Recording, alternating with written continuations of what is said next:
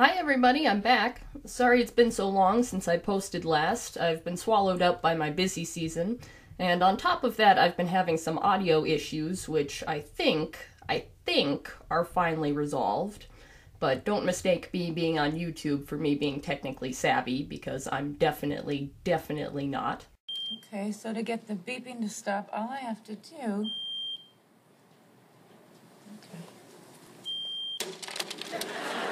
This is actually the third time I've recorded this video, so hopefully everything goes smoothly this time, because I really don't want Pride Month to slip away before I can do something to celebrate. In particular, I really wanted to do a video talking about my communities, which, as I'm sure you've already guessed by the title, are the asexuals and aromantics. In case you're not familiar with what those terms mean, then let me help you out. Asexual is a label that applies to a spectrum of people who either experience very little sexual attraction or none at all.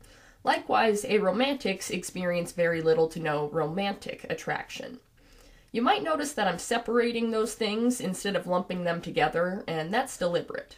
Sexual attraction and romantic attraction are not the same thing, although they are often conflated, and I do understand why. For most people, their sexual and romantic desires align, and if someone is both bisexual and biromantic, they're not going to take extra time to clarify that. They're just going to say, I'm bi, and leave it at that. But for some people, their sexual and romantic desires are different, and this seems especially common in the ace and aro communities. Personally, I happen to be both, but that's not the case for everybody. It's entirely possible for someone to experience sexual but not romantic attraction, and vice versa. And as I said, both asexuality and aromanticism are spectrums. So there are asexual people who will feel sexual attraction, either rarely or under the right circumstances, and the same goes for aromantics. And this has led to the creation of a bunch of sub-labels for people to use, so they can explain and express their identity with a definition that best suits them.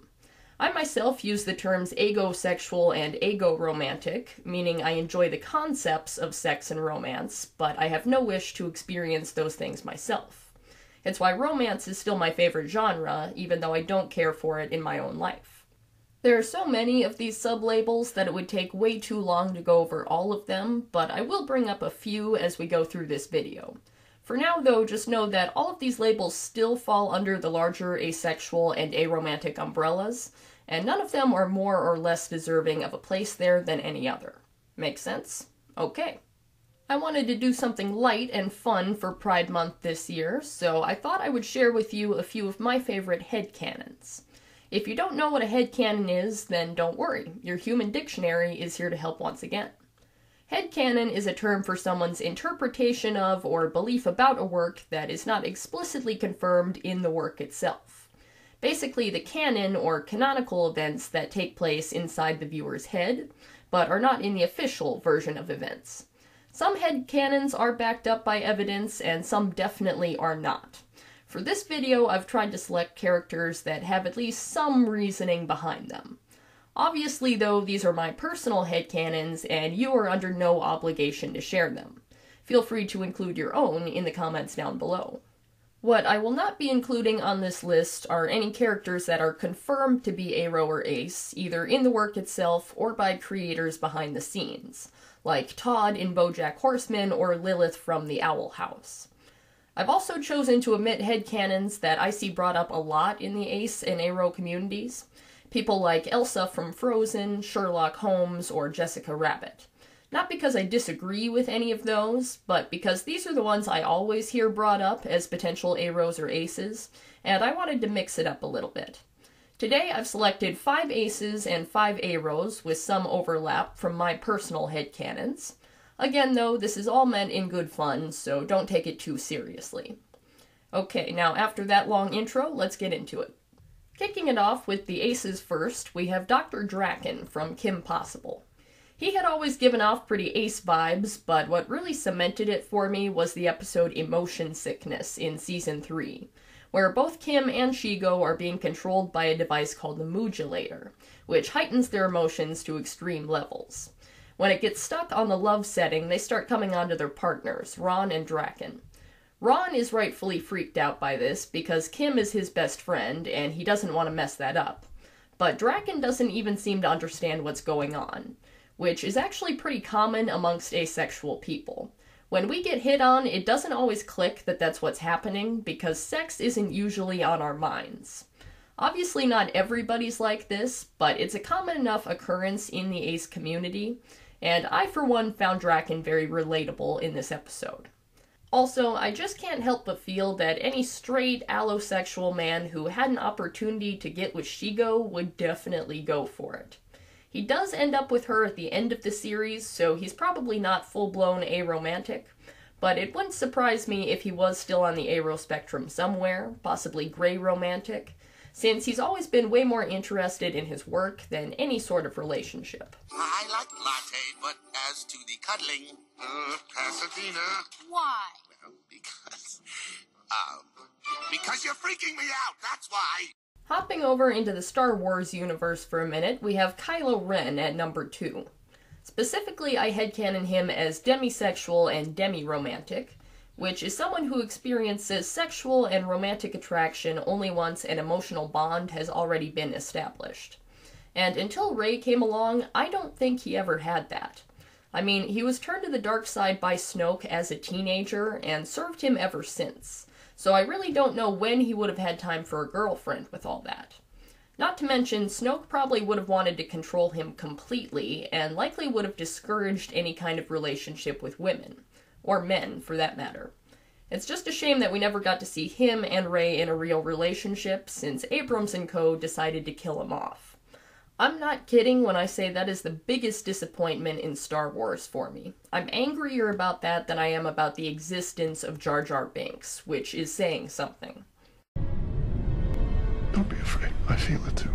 Going to number 3, we have Razer from the Green Lantern animated series. I have a feeling not many people are going to be familiar with this show, because it seems to have flown under the radar as far as superhero cartoons go. And I think a lot of people dismiss it because of the outdated 3D animation, but once you look past that, the story it tells is incredibly compelling. So if you're a DC fan like myself, I can't recommend it highly enough. Without going too deep into spoilers here, Razer is one of the main characters of the show, and he develops feelings for Aya, the ship's AI. His attraction to her is never shown to be anything beyond the emotional, and her physical form being purely robotic would make any sort of physical relationship difficult, if not impossible. Which has led me to believe that Razer just doesn't care about that aspect of things. And before anybody chimes in and says, well, it's a kid's show, of course they wouldn't sexualize the characters, believe me, they can and they have, especially where Bruce Timm is involved. Aya is a machine. She cannot love. Whatever I feel for her is a lie. Coming in with number 4, we have Willy Wonka, from pretty much any iteration of Charlie and the Chocolate Factory. This is one that I think of as full-blown aro ace. I haven't actually seen the new movie yet, but I really can't see it changing my mind on this, so I felt it was a safe one to include.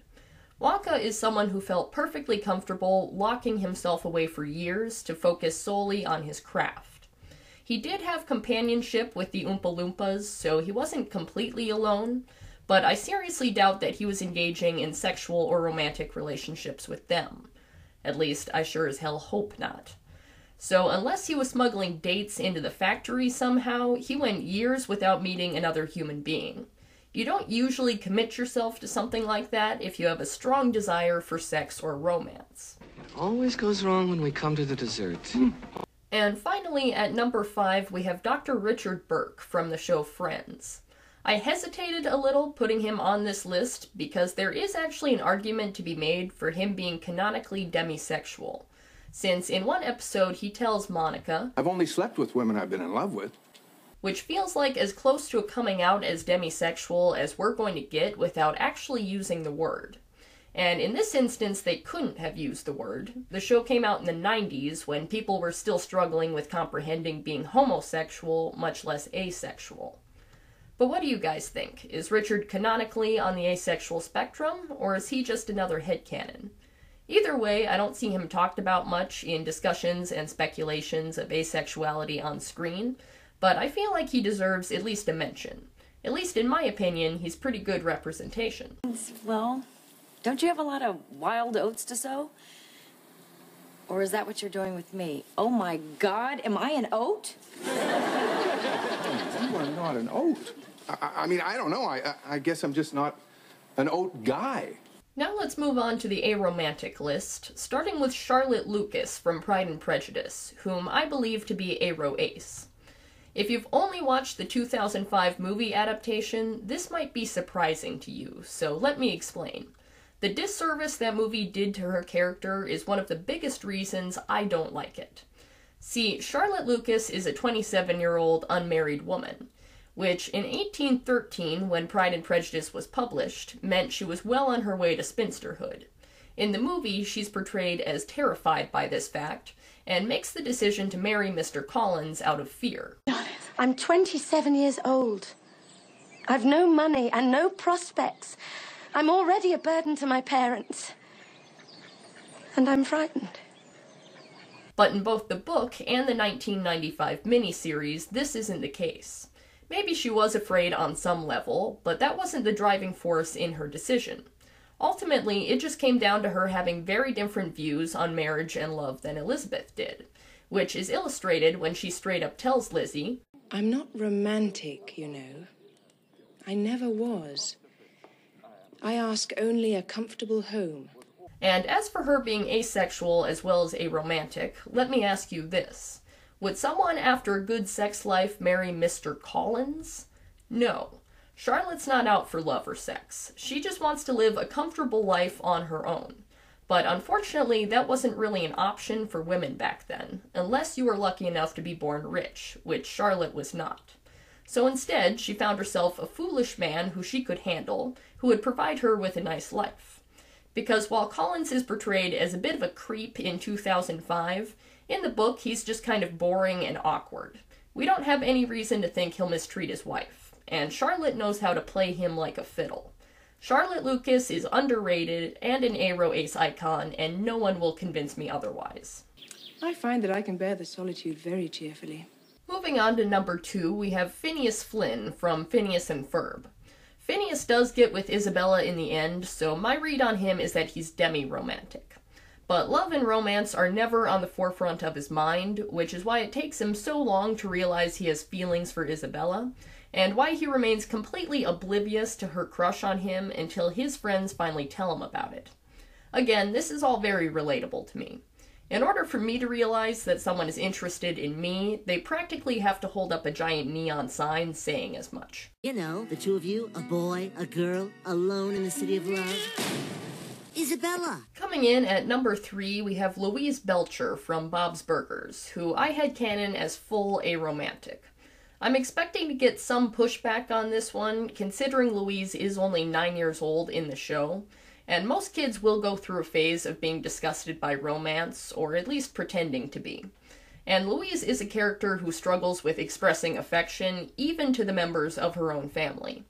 People do love to ship Louise with other characters on the show, with Logan and regular-sized Rudy being the two most common.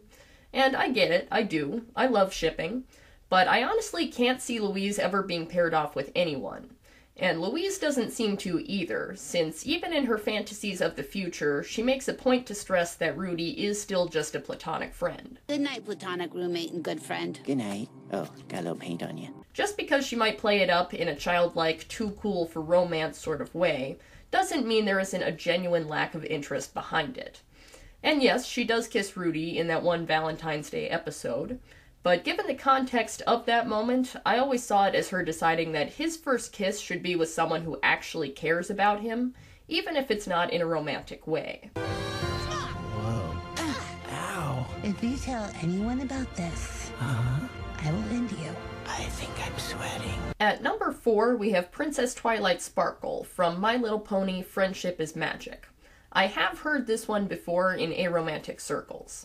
People like to headcanon her and Rarity as either ace, aro, or both. And it does make sense.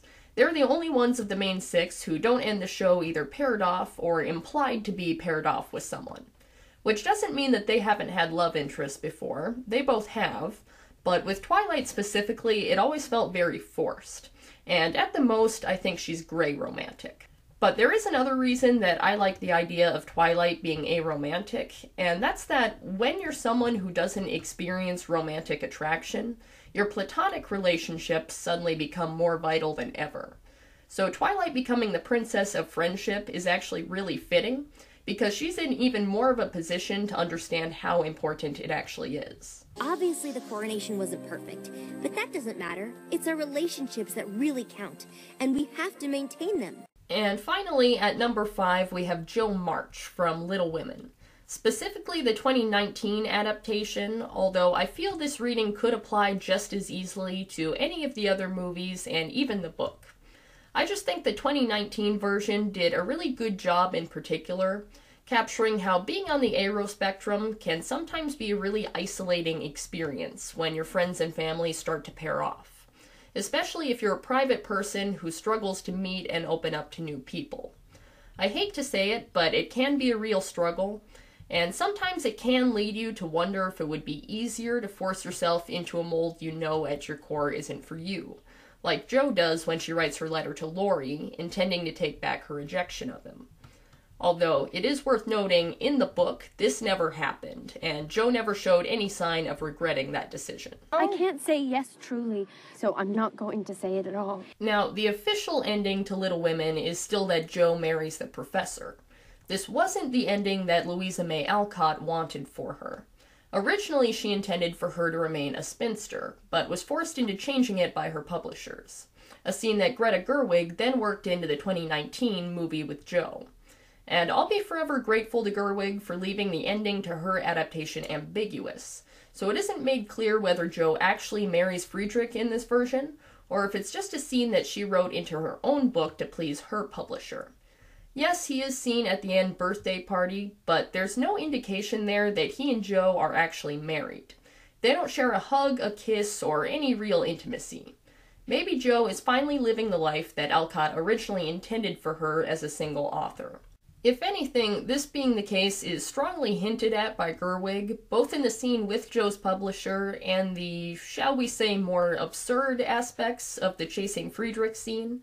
I mean, guys, you don't need horses to catch this man. He just left. Just go shout out the door. But even if Jo doesn't remain single and she's happily married with children like she is in the novel, that doesn't mean that we still can't view her as an arospec icon. She could easily be gray romantic or demi-romantic. Ironically, the 2019 movie was the only adaptation that actually made me like her and Friedrich together and low-key ship them. So I kind of go back and forth on which version of the ending I prefer. And I'm so sick of people saying that love is just all a woman is fit for. I'm so sick of it. But I'm so lonely. So those are my top 10 picks for Aro Ace Headcanons. But like I said, I want to hear yours in the comments down below. I'd like to wish everyone a happy Pride Month once again, and remind you that no matter your orientation or gender identity, you are valid and worthy of love and respect. If you enjoyed this video, remember to leave it a like, and subscribe to my channel for more. In the meantime, stay brilliant everybody. I'll see you in the next one.